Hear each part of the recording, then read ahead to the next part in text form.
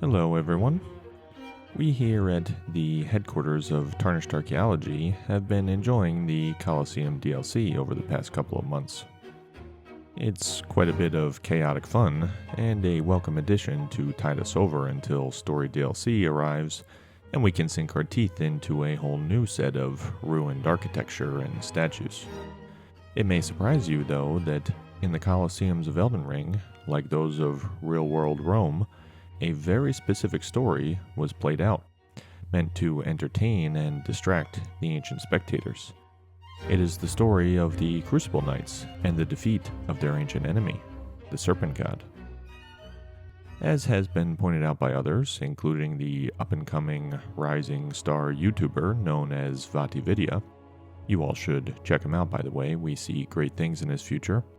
The ritual shield and sword talismans, which speak of ritual combat in the Colosseum, are clearly modeled off of the Crucible Knights' sword and shield, indicating that the Crucible Knights themselves once participated in ritual combat back in the heyday of the Colosseum. As for their enemies, well, they wear the icons of snakes, which are seen as traitors to the Erdtree, and according to their armor set, quote, "The audience delighted in seeing their bronze effigies beaten and battered," end quote. So evidently, the Crucible Knights would ritualistically combat and probably kill the avatars of the snakes in the Colosseum, like Romans recreating and reliving ancient battles in their Colosseum. What this clearly recalls is an ancient hostility between the serpent and the Erdtree. Stories told of the treachery of the snake were evidently widely known. Otherwise, why would the crowd at the Colosseum cheer with such delight in seeing these serpentine effigies beaten and battered? But almost nothing in-game actually explains this hostility, at least not directly. As always, hidden beneath the surface lies a deep and mysterious story. The story of the Erdtree, its ancient enemy, the Serpent God, and the lands between's long-forgotten pagan past.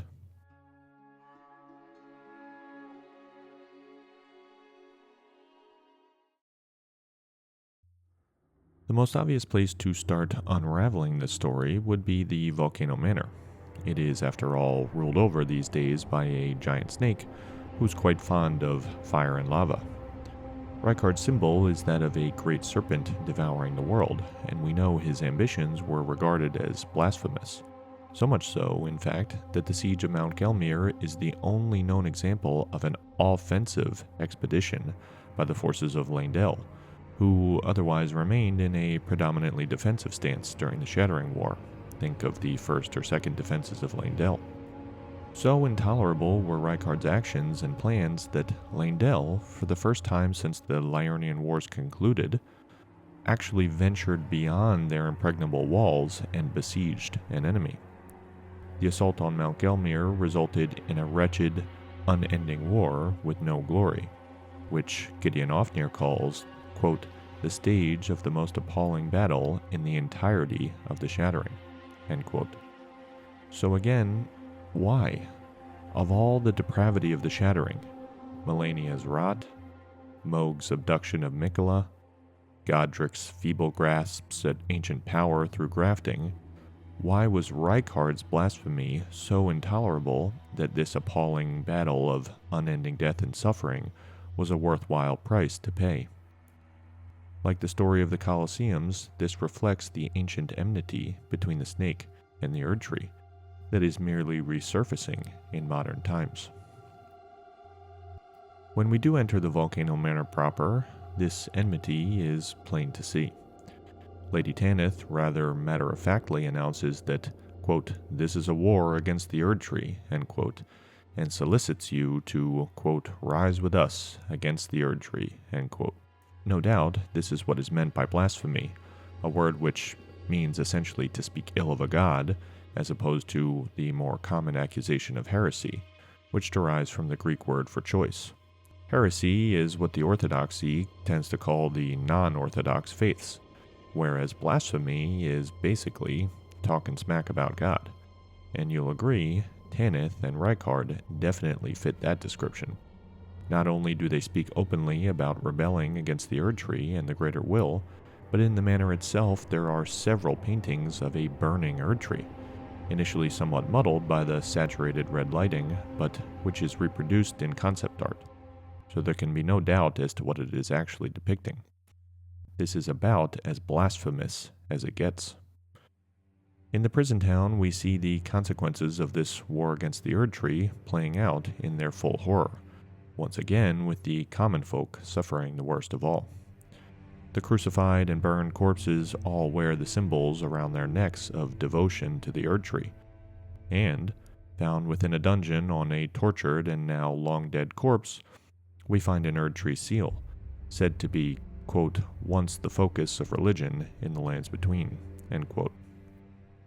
Clearly, the inhabitants of the manor have turned against those loyal to the Erdtree, and have tortured and killed them.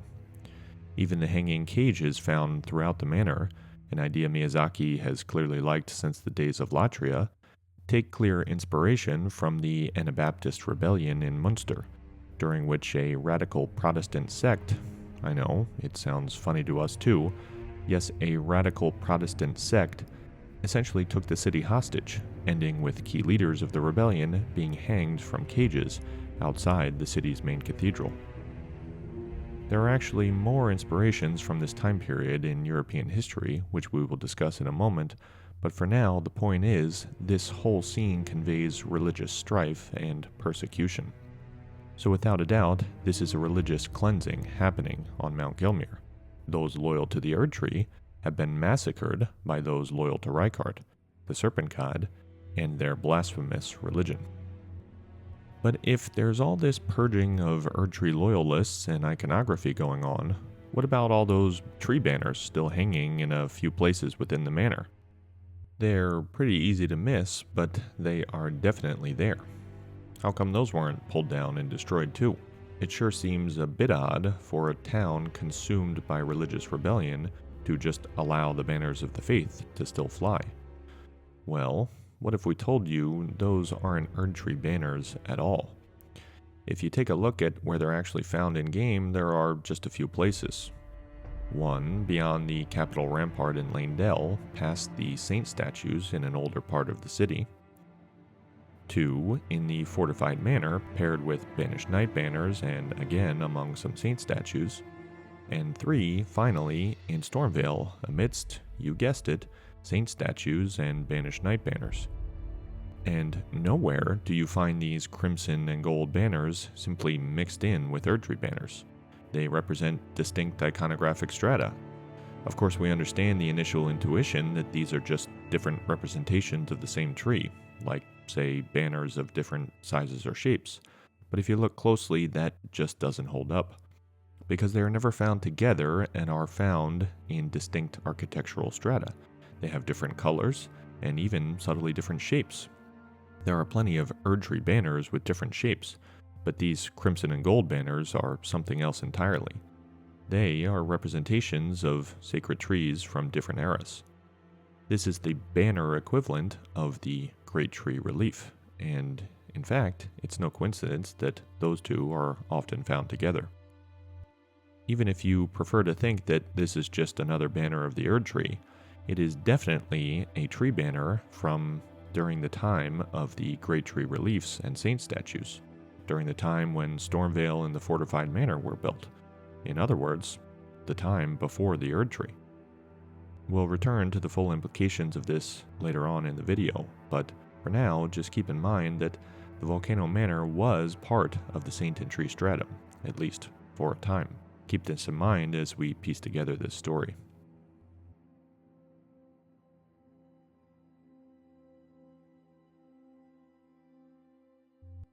Returning to Reichardt and his blasphemous intentions, Reichardt did not invent this blasphemy, he merely succumbed to it.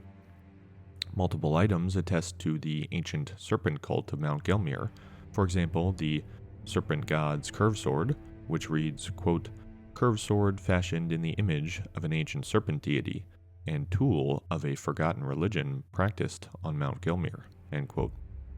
And the sorceries of Mount Gelmir, for example, Magma Shot, are all called ancient hexes that were specifically rediscovered by Reichardt.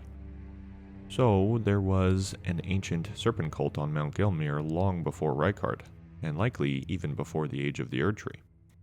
The practice of this religion seemed to involve ritualistic human sacrifice, using the Serpent God's curved sword, and presumably the feeding of this ritual offering to the Serpent God himself.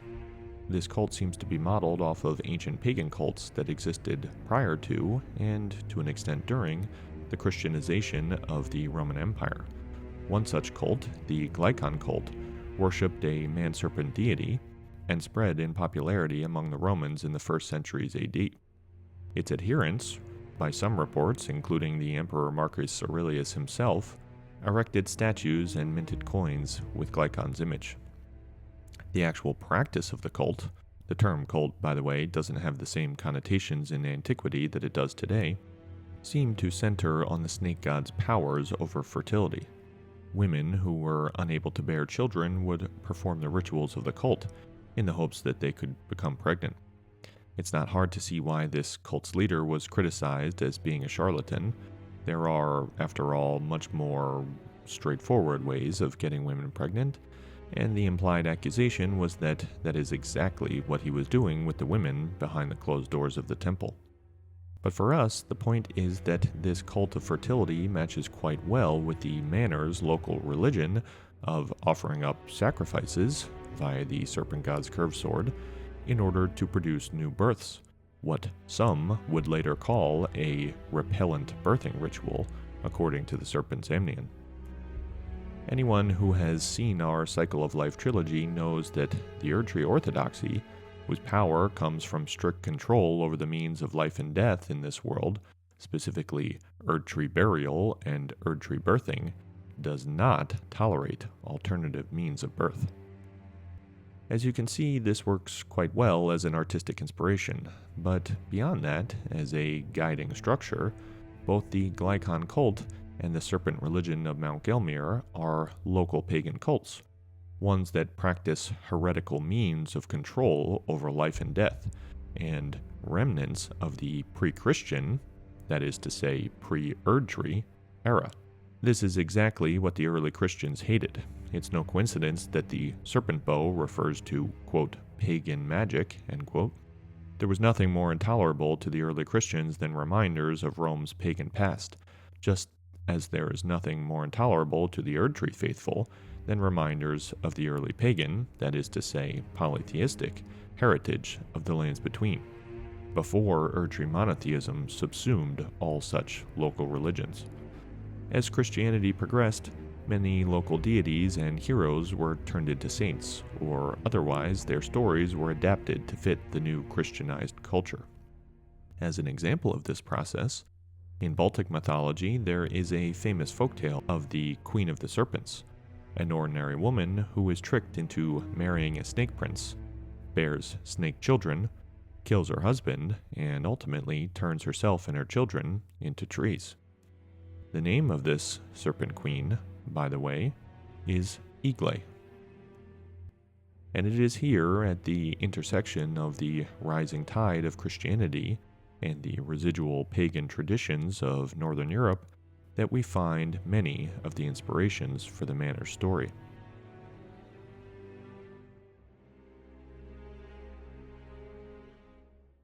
Previously, we've invoked the Knights Templar as a model for the warrior monks depicted in the saint statues, but the historical inspiration drawing from the Crusades goes far beyond just that. You see, the initial Crusades, starting with Pope Urban II's famous Clermont invocation, and arguably peaking with the very first Crusade, which occupied Jerusalem, were attempts by the Western Roman Church to take back the Holy Land, that is to say, Jerusalem and the Levant. Certainly a video game archaeology series is not the proper forum to arbitrate the moral validity of the Crusader cause, even in its early days, but suffice it to say they were, and remain, quite controversial. But in the specific aim of taking back the Holy Land, although Jerusalem itself was not mentioned at Clermont, at least initially they were a success, establishing a handful of Crusader states which lasted varying amounts of time. And somewhat shockingly, they appear to have been genuine grassroots movements, propelled by the zealous belief in the righteousness of their cause by the faithful. But once having seen the potential power wielded by these crusading armies, it wasn't long before some would co-opt this movement for more cynical motives. Perhaps the ultimate example of this is the sack of Constantinople during the Fourth Crusade, one of the most ignominious episodes in all of history, whereby the Queen of Cities, which had withstood countless sieges by invading armies over many centuries, was sacked and pillaged by a crusading army. The immense suffering of the people of Constantinople is well recorded, the first time since Constantine himself ordered the city built that its walls were breached. That it would ultimately be sacked by a Christian army, no less, was an irony not lost on many. In any event, right around the time of this Fourth Crusade, other attempts at leveraging the power of crusading armies were taking place. This time, instead of trying to retake the Holy Land, quote unquote, these were attempts to Christianize the pagan peoples of Northern Europe. Wars of territorial aggression couched in religious justification. Whatever one thinks of the First Crusades, clearly these forced conversion attempts of the later Crusades were a far cry from those early days of grassroots religious fervor. And among the folk tales, pagan elements, and stories of these Northern Crusades, we find the inspiration for the story of the Volcano Manor. The northern pagan peoples, who worshipped many local deities, including snake deities, and practiced sacrificial rituals considered to be heretical and blasphemous, were the last holdouts of paganism in Europe. As a general inspiration, the crusading forces fighting to Christianize the last remaining pagan holdouts of Europe, it fits quite nicely with our story of the Volcano Manor thus far. But beyond that, in the specifics, we can find some very interesting stories. For one, the game seems to tell us that the Banished Knights were the original crusading force that incorporated the manor into the Saint Erdtree Empire, hence why we see their banner hanging within the manor, and even their weapons in some of the siege towers, though this may be from the later siege. The Banished Knights, said to have been forced to abandon their homes, and fierce warriors who were each and all accomplished, would go on to be hired as mercenaries, or, as in the divergent cases of Oleg and Engvall, fight on opposing sides of the Shattering. But the reason they all have standardized armor and weaponry is that they used to be part of a single order, with a unified purpose. This story parallels quite nicely with the various orders of crusading knights in medieval history. You may have heard of some of them: the Knights Templar, the Teutonic Knights, the Hospitallers. There was even one called the Livonian Order, dedicated specifically to Christianizing the Baltic region. And after the fall of the Crusader states in the Levant, those states that were established in the First Crusade, the Crusaders were armies without a nation. After these territorial losses, you might call them, they ended up scattering across Europe and the Mediterranean. Some, like the Teutonic Knights, actually founded a new state, the state of Prussia, after a northern crusade.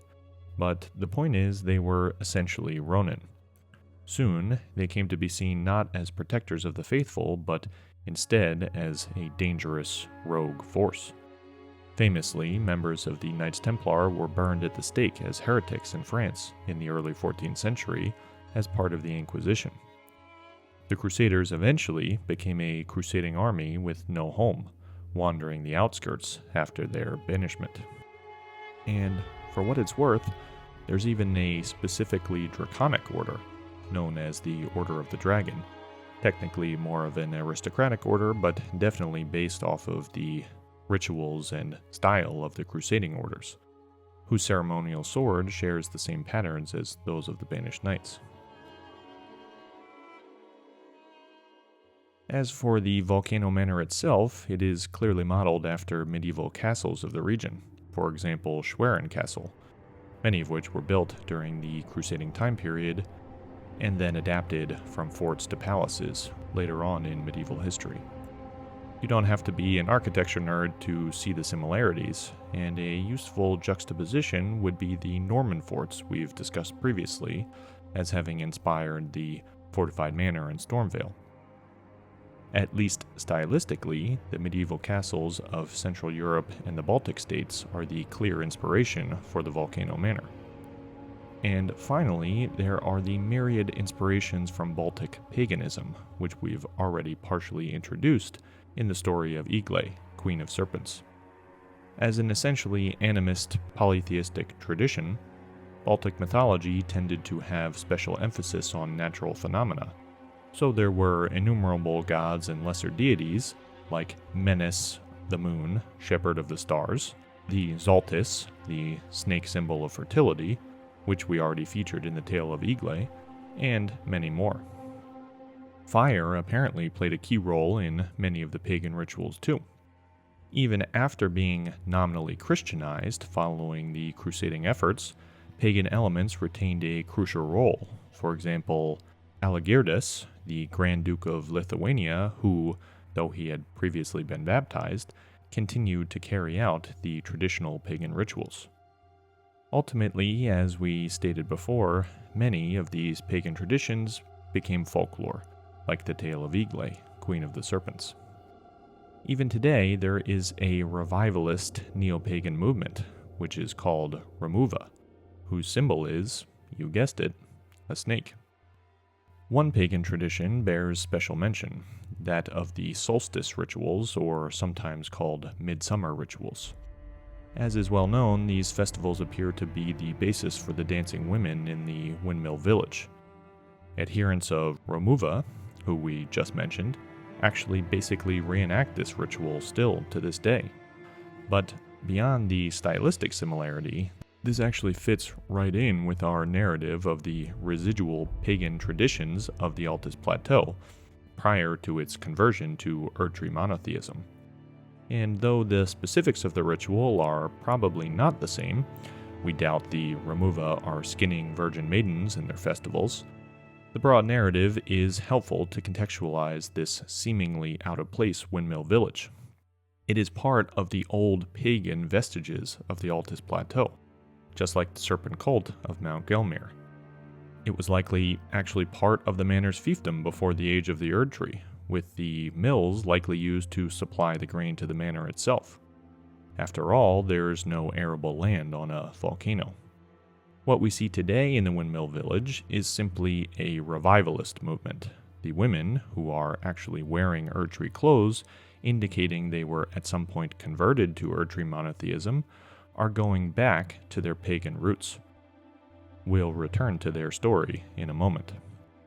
So to summarize, without taking these inspirations too literally, based on the architectural and religious elements present in the story, we can say that the ancient religion of Mount Gelmir is drawn from the broad inspiration of Central European and Baltic paganism.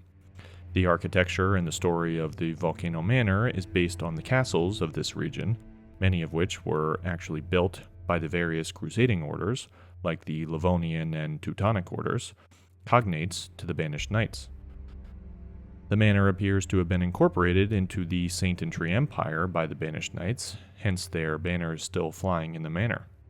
But at some point, just like in the Baltic pagan empire, the relatively tenuous balance between these Christianizing forces and the local pagan traditions was shattered. This shattering force was the arrival of a new faith and a new master of the manor, one who would not tolerate these ancient polytheistic traditions.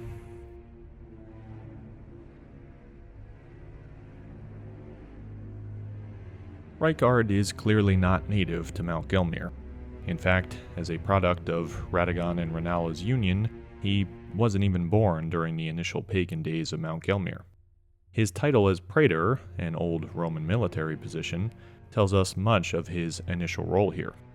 Evidently, he was stationed in the manor, and according to Gideon, he is a ruthless justiciar who commands a company of inquisitors. So he was lord of the manor in an official capacity. He was there as part of an official inquisition. This means he was likely there to weed out the remnant of the ancient Gelmir religion at the behest of the Erdtree. And Reichard, along with Inquisitor Giza, was absolutely brutal in executing this command. He even designed machines to abduct and terrorize the local population, based on the likeness of his own mother. And of course, even the name Inquisition is a reference to that period of bloody religious persecution in European history. This campaign of terror explains why the Serpent cult almost died out, and its secrets had to be rediscovered by Reichard. At some point, Reichard pulled a Dances with Wolves, or perhaps for our younger audience, a Jake Sully from Avatar, and he turned sides, adopting the religion he was meant to exterminate, turning against the Erdtree and its faithful, and leading to the current situation of the manor. Reichard fed himself to the snake so that together they may grow and live eternally, and the birth of the man-serpents from the repellent ritual soon followed. But that still only partially answers our initial question. That is, why is the snake so reviled by the Erdtree orthodoxy that its symbol would be ritualistically beaten in the Colosseum, and Reichard's blasphemy would necessitate the most appalling battle of the entire shattering? Partly, this may be the age-old story of Christians suppressing pagans, Erdtree orthodoxy suppressing the pre-Erdtree local cults, especially those that offer alternative birthing rituals. But that explanation only goes so far. After all, the enmity goes both ways. Sure, the Erdtree faithful of Leyndell want to destroy the Volcano Manor, but the Volcano Manor is just as zealous in its hatred of the Erdtree. Once again, there is an ancient story being alluded to here, and its key is in the painting of the burning Erdtree. Whether you interpret this painting as prophecy or as history, it is clear that the Volcano Manor wants to burn down the Erdtree. Actually, real-world prophets, like the biblical prophets, are always retrospectively talking about events that have already happened, and only ascribed post hoc as prophecy. That said, though a burning Erdtree is conspicuously depicted throughout the manor, Reichard did not invent the notion of burning the Erdtree. Otherwise, this notion would not be familiar to the spectators of the Colosseum, whose battles died out long ago by the time of the Age of Radagon. In other words, someone, deep in the history of the lands between, must have tried to burn the Erdtree before.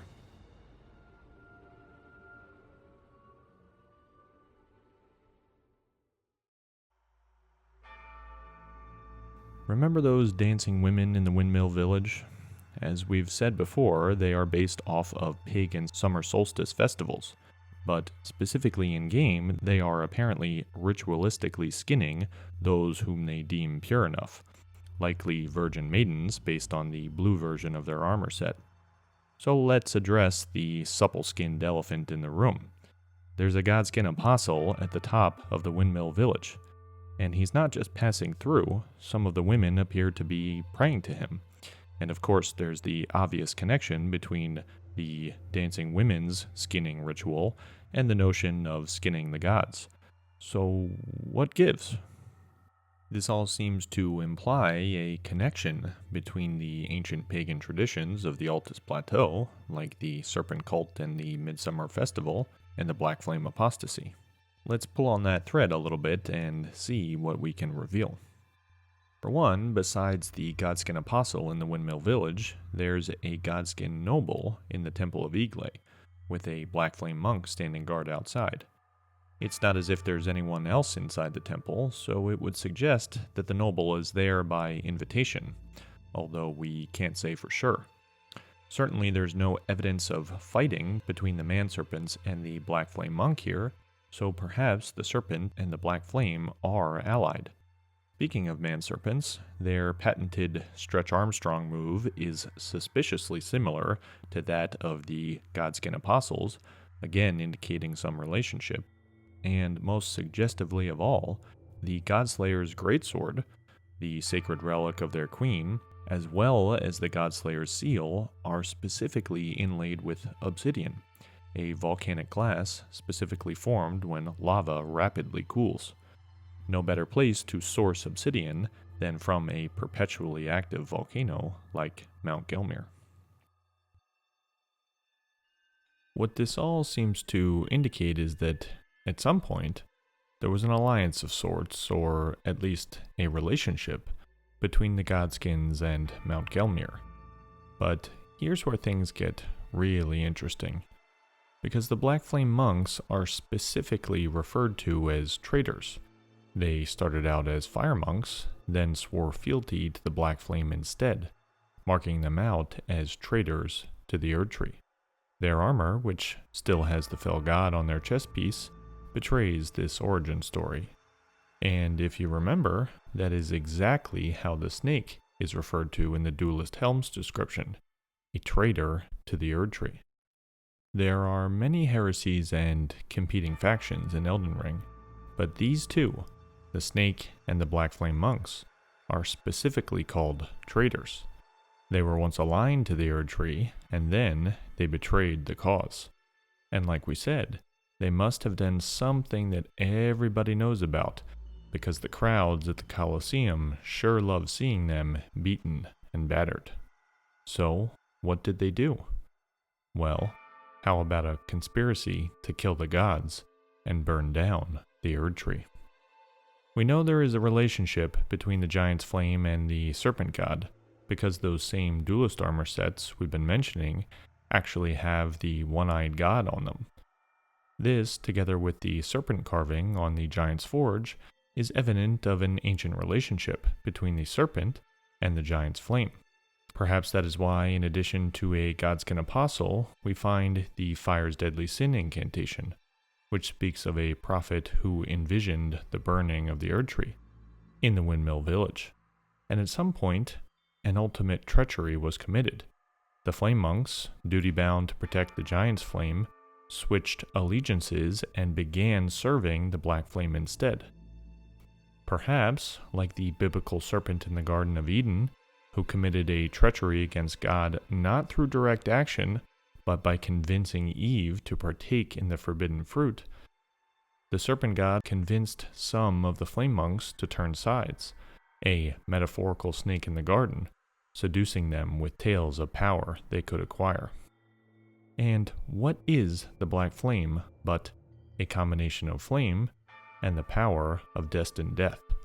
Exactly the combination we need to burn down the Erdtree in-game. There is even cut content suggesting that, at least at one stage of development, the Black Flame was meant to burn down the Erdtree. Credit to the YouTube channel vLimit for pointing this out. The rune of death is unbound. Black flames have devoured the Erdtree, and the lands between are shrouded by death's dark fate. Cut content though that is, with the usual caveats, its implications still linger in the broader story. What we as Tarnished do to burn down the Erdtree is to start the fire with the Flame of Ruin, and then allow it to fully take effect by freeing the Rune of Death. So again, what if those two powers could be combined? What if there was a flame that already had the power of the Rune of Death within it? Our point here is that the Black Flame is a flame uniquely capable of burning the Erdtree. It is no coincidence that it just happens to have the two elements required by the player character to burn down the Erdtree: flame and destined death. Of course, some of this story would require some creative speculation to fill in the gaps, because we just don't know the details of the plot. But we do know, beyond a doubt, that there was a connection between the power of flame and the Serpent God, back in the pagan days of the Lands Between. The serpent is connected to both the Giant's Flame and to the Black Flame. This connection, and the treachery of the Black Flame apostasy, is likely the answer to our initial question: why the snake is so despised by the Erdtree faithful. Snake and its followers are vestiges of the Lands Between's pagan past, when life had a beginning and an end. Forests burned, and nothing, not even the sacred Erdtree, was beyond the purging power of flame. Of course, this ancient enmity between the serpent and the Erdtree is not so easily forgotten. True, the giant's flame was confined atop the mount, and the godskins were defeated, the source of their power sealed away. But one day, a new master of the manor was assigned, and in time he too would be seduced by the proverbial snake in the garden, and the conspiracy to burn the Erdtree would be plotted once again, the ancient enmity rekindled. When we return to this story, we'll explore the first burning of the Erdtree, and its transformation into merely an object of faith.